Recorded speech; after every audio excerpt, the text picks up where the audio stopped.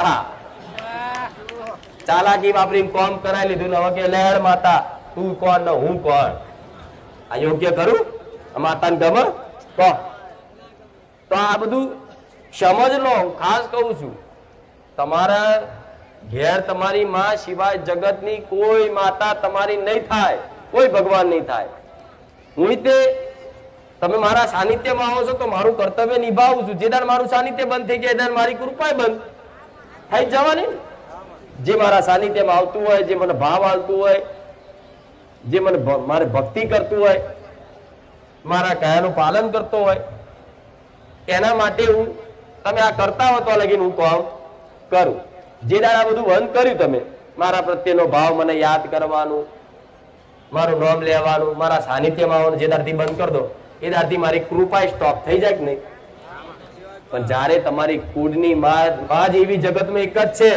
કે એને તમે માનો છો નહીં માનતા એ કશું જોતી નહીં છતાંય પોતાના દીકરાઓનું વસ્તીનું ધ્યાન રાખે છે આવું બહુ સર હું મેલેડી બોલું વિચાર કરો તમે એને હરકી ભક્તિ ભાવ નહીં આપતા અને હક અધિકાર છીનવી લીધા છતાંય તમારી માં છે હાચવી લે છે હાચવત છે આ તંદુરસ્ત છો ને શરીરથી કોઈ રોગથી પીડાતું નહીં તમારા દીકરા દીકરીઓ તંદુરસ્ત રહે છે કોઈ એવા જબરા દવાખાના આવતા હોય પણ મોટા મોટા એવા જબરાય નહીં આયા તો તમારી માનો આભાર માનજો કે માં તારી કૃપા છે માં અત્યારે સુધી અજ્ઞાનતામાં તને મેણા મારતા હતા માં પણ જો તું ના મળી હોત ને અને તારા આશીર્વાદ ના હોત ને તો આજ તો અમારા વંશ વેલાય ચોક પતી જ્યાં હોત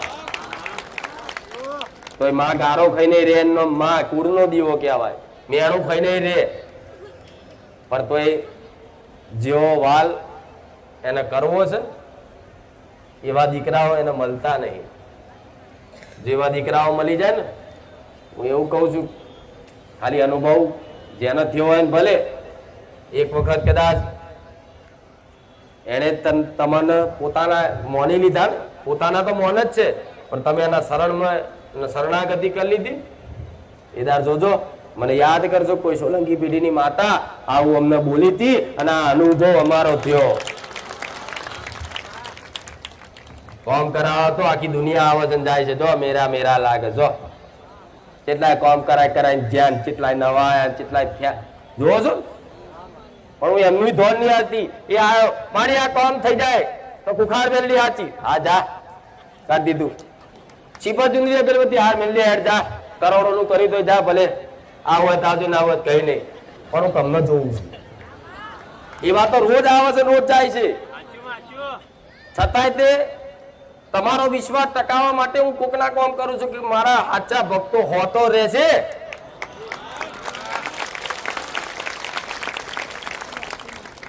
હા શું ખોટું અને હજારો જેટલા કોમ થાય છે જો તો ખરા વિડીયો વાળા થાકી જાય તો સ્ટેજ ઉપર લેવાનું બંધ કર્યું હું થાકી જેટલા કેન્સર લોડ ના આવતો હા શું ખોટું જેટલા પરચા બતાવવું પડે વિડીયો ઓછા કરી દીધા જો હમણાંથી મેળવાના ઓછા કરી દીધા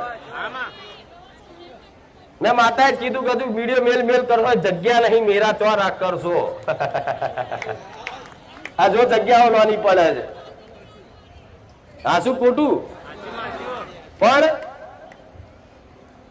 મારું લક્ષ્ય છે તમને માર્ગદર્શન કરું સારું પણ જે સમજો મારી વાત ભટકવાથી હજુ કહું છું તમારું દુઃખનો અંત ક્યારેય નહીં થાય અને કોઈ ભાવિક ભક્ત કોઈ મનુષ્ય માતાજીને પામવા એની કુળદેવી ને પામવા માટે કોઈ દીકરો અયોગ્ય નહીં કોઈ દીકરી અયોગ્ય નહીં બધાની અંદર છુપેલી યોગ્યતા હશે એટલે ક્યારેય એવું નહીં માનું હું ખરાબ છું મને મારી માતા ના મળે પણ ખાલી હૃદયથી જેવા હોય એવા તમે હું તો કોઈ દારૂ પીતા હોય ને દારૂ પણ પોતાની માં વગર ચાલતું ના હોય ને તે માતાને દારૂ નહીં જોતી આવું માતા કહું છું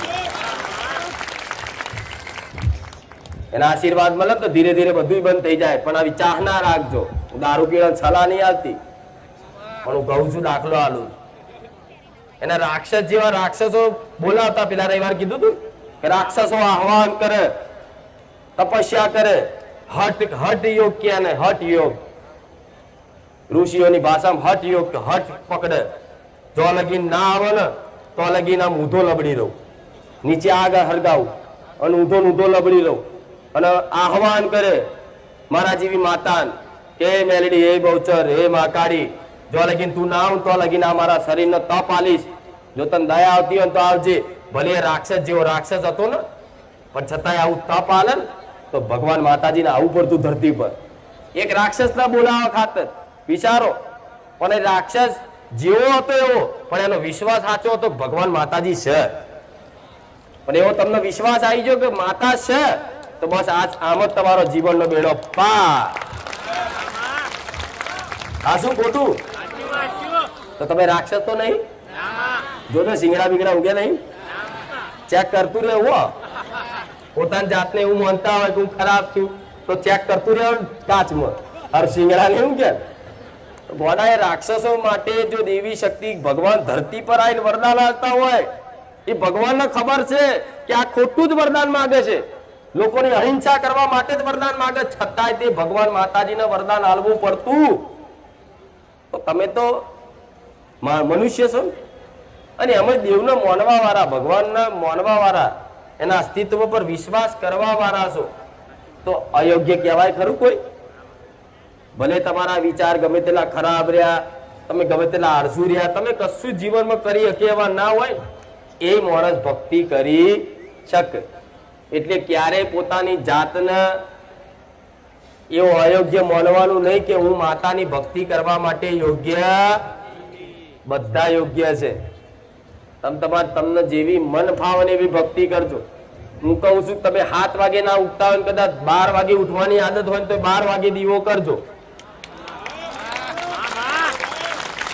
હોજે 7 વાગે કદાચ નોકરી ધંધે જવાનું, હોજે 7 વાગે તમે ઘેર પહોંચેવા ના હોય તો રાતે 12 વાગે આવીને દીવો કરજો. તમને મન ફાવે ને કે બપોરના 2 વાગે માર માનો દીવો કરો તોય કરજો.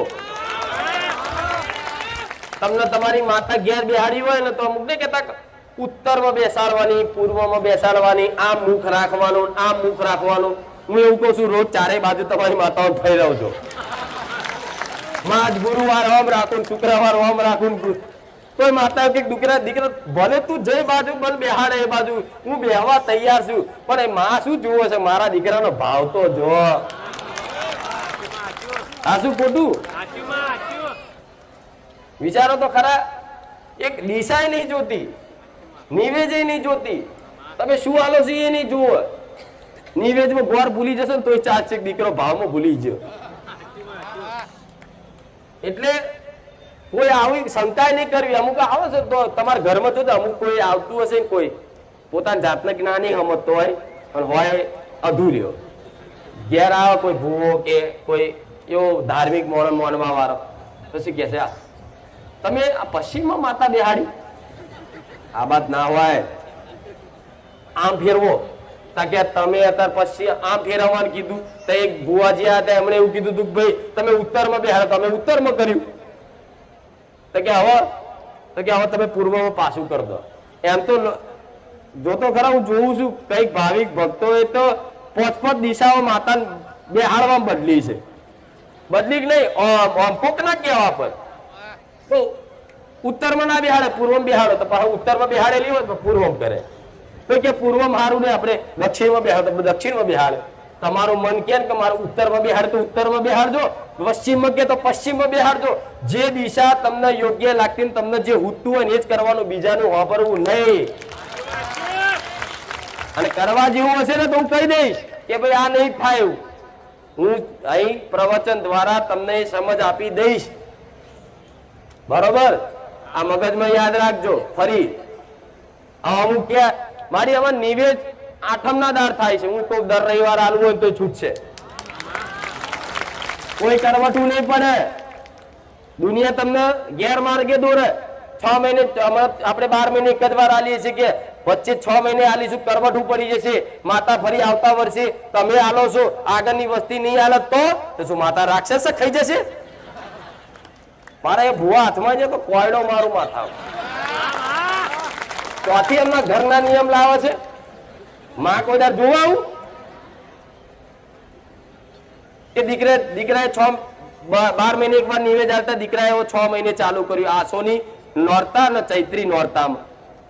તો કે છે કે ના કરાય, વચ્ચે નિવેદ આલો તો કરવટું પડી જાય. આ તમે કરશો ને આગળની વસ્તી નહીં કરે તો શું કરશો? પેલા કે આ વાત તો સાચી સારી, બાપડાનો ભાવ હોય ને તો એનો ભાવે તૂટી જાય. તો શું આ અજ્ઞાનતા તમારી